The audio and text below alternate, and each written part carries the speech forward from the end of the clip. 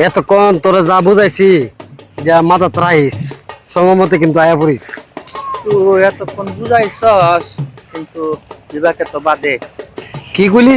এতক্ষণ আমি কারে বুঝাইলাম? ভাই তুই জানস ছোটবেলা আমার বাপ মারা গেছে, আমার ভাই আমারে মানুষ করছে অনেক কষ্ট কইরা, দিন মজুর দিয়া।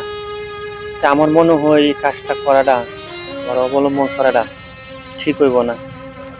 বুঝতে পারছিস কি কইছি? ছাগলটা কোনোদিন আলসাস হইতো না, তোরা দেখি চিত্ত না যা।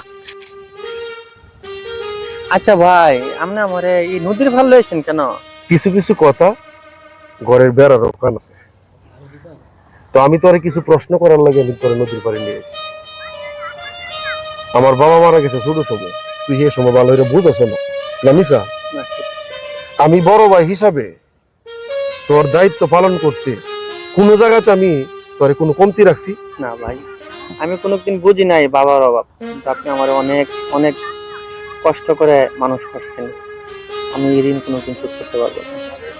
যদি তুই ঋণ শোধই করতে না পারস, তোরে আমি এই গ্রামের ভিতরে উচ্চ শিক্ষায় শিক্ষিত করছি। কি দেখতো আমাদের আশেপাশে তোর মতো শিক্ষিত লোক কেউ আছে? কেউ না ভাই, তো তুই শিক্ষিত হ, এটা তো আশেপাশে কিছু লোক চায় না রে বোকা। এটা জানি ভাই।